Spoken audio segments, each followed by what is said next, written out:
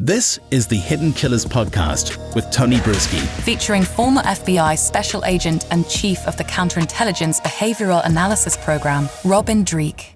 The investigation continues into whatever Diddy may or may not have been involved in. We haven't seen any arrests as of yet. He's, of course, innocent until proven guilty, but we're hearing more people come out and talk about Diddy's bad behavior. A new documentary from TMZ out called The Downfall of Diddy. It's actually the name of one of our podcasts as well, that really goes into talking about some folks who had, intimate relations with Diddy in that sense and in the working sense as well. And you hear several voices that it's interesting, especially the man who was arrested briefly, house sitting at one of his properties. He's in this documentary, and he kind of toes the line a little bit of, well, I never heard about this, I never heard about that, but kind of makes you think there may be more that he doesn't know about as well. Joining me to discuss, Robin Dreeke, retired FBI special agent.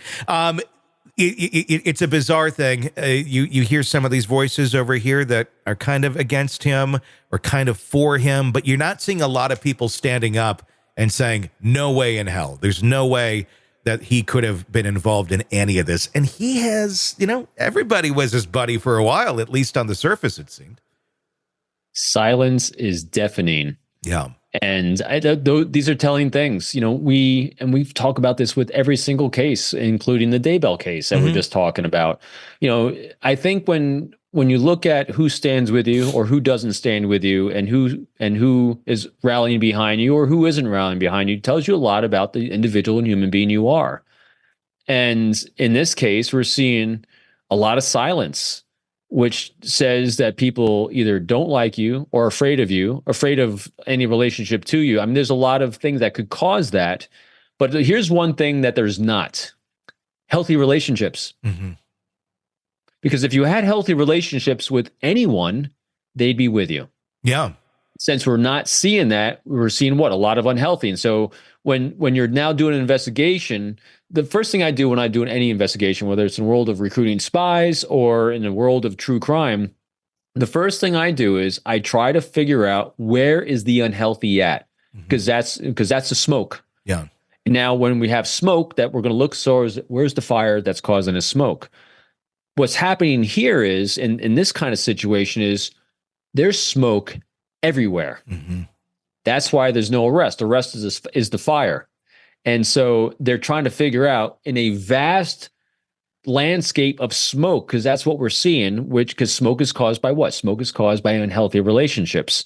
They're trying to figure out where is the heart of the fire that's causing all this smoke. And that takes time. And especially if you're doing charges like human trafficking, as we've said before, there's a lot of tendrils that you want to make sure you go down, because you want to root out the core of that, because that will ultimately, put Diddy and his friends or whatever they may or may not have done aside. What you really want to do in these situations is save lives. Mm-hmm. And if you have human trafficking going on, we need to save those lives. And being at the root core of that, like, to me, Diddy and anyone else is a part of that, but we got to get down to the core, because if we're going to save lives, women and children, from being trafficked and mistreated in any way internationally, because these things can go huge tendrils, that takes time, because I think there's a lot of smoke here in a lot of different areas. I think one of the big things that, we want to find out is, is Diddy like the head of some of this, or was he a patron, if you will, of sex traffickers? I'll take him here and use the services of, or was he actually involved in moving people around, in doing these sort of things? I don't know. How deep do you think this might go with him? Is he just one piece of a much bigger investigation that's going on here? And obviously with his notoriety, he becomes the star of it. I think he's a piece in the investigation. I think what takes time is to figure out who actually was witting of what was going on. Mm-hmm. I think, in cases like this, as we've said before, like in my time in the Marine Corps, when you insinuate what you want to have happen, you have your staff NCOs. As an officer, you have your staff NCOs just magically make things happen. Mm-hmm. And you never know, and you have plausible deniability, because They just happen. What happens is there's at least one person, if not multiples, that's what they're trying to identify, that is the fire, that was completely witting of what was transpiring. And that one person or small group of cabal of people are the ones they're searching for, because they're the ones that gave plausible deniability to everyone.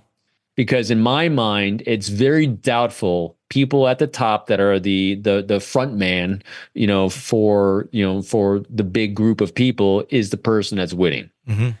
Because it's easy to take them down if they are, because they're the front man, they're the face. There's always someone that is at a deeper level, that is hidden, that's put away, that there's no trail to, that's obvious to anyone, including the person in front. Like I don't guarantee, I would use that word.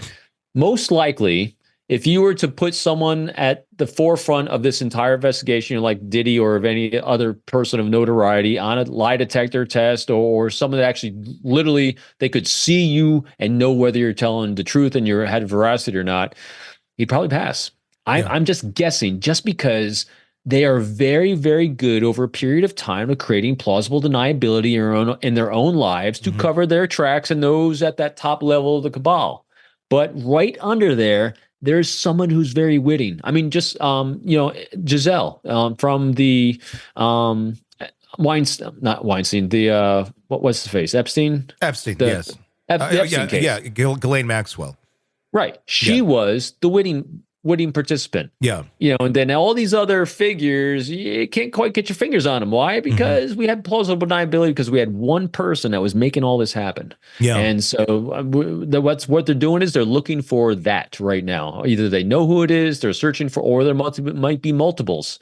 Yeah. If you're dealing with sex trafficking, if that's the charges that'll eventually come out, which it sounds like I think it is, that it's going to take a while to figure it out, because they might not even be domestic here. So there's also then the law enforcement collaboration overseas side. So you're going to be working with other law enforcement agencies around the world, because when you deal with sex trafficking, it doesn't just get trafficked internally to the United States. We're talking from overseas, especially if you're a type of person, when you have the type of money that has jets that can go all over the place, avoid immigration, and go through your own terminals and all these things.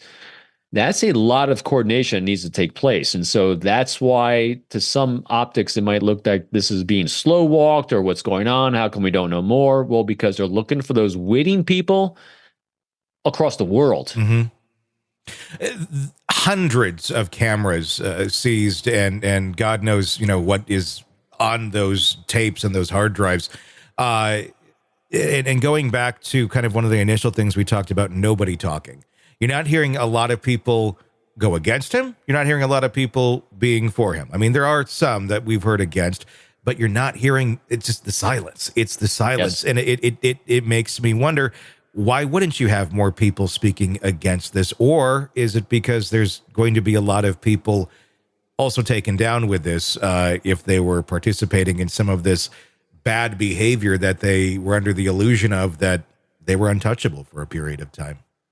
People, I think, are afraid to destroy their own personal brands. Yeah. Because he had a lot of parties, a lot of get-togethers. There's a lot of people taking photos and pictures.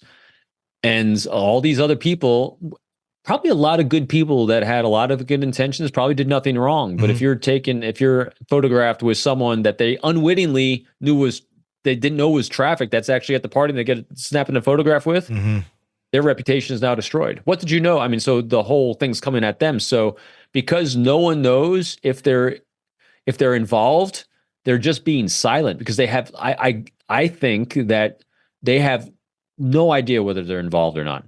They know they were at Diddy's place at some point in the lifespan of their lives. They were at his place, and they don't know whether they were around anyone that they shouldn't have been around, they're photographed or not. So I think that's part of why people are scared, because if they had any association at all with him, if they were at any of these functions or get-togethers with him at his place, where they didn't have control over photographs, videos, or all this, they have no idea whether they're involved or not. So I think that's why. I think there's a lot of fear going on right now. I wonder if this will be another kind of reckoning moment for, Hollywood and the elites and everything that, would have been at Diddy's party. Obviously, we saw Weinstein and Epstein and all of those things went down.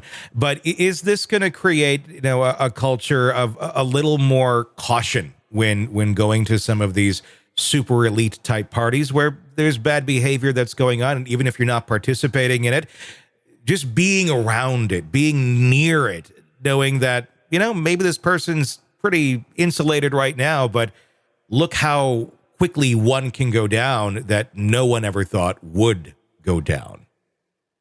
For a period of time. Yeah. History repeats. That's true. The interesting thing about power corrupts absolutely. And so for a period of time, I think people will have really good behavior. I think they'll have better behavior, I should say. Mm-hmm. And because there's going to be a reckoning, there's a lot of fear.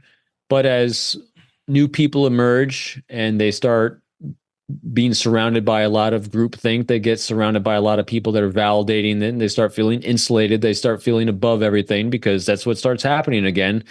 It starts that same track record again. It's very difficult. I mean, when have we not seen this happen in history? That's true. And this will slowly fade into the dark halls of history, and people diddy who, and then, And then we're on to the next one. Yep. Want to listen ad-free? Want advanced access to all of our interviews before anyone else? Become a True Crime Today Premium Plus subscriber on Apple Podcasts. You get every episode commercial free, so you can binge on true crime until you can binge no more. Search True Crime Today Premium Plus on Apple Podcasts now, or go to our podcast page and sign up now. More of the Hidden Killers podcast next.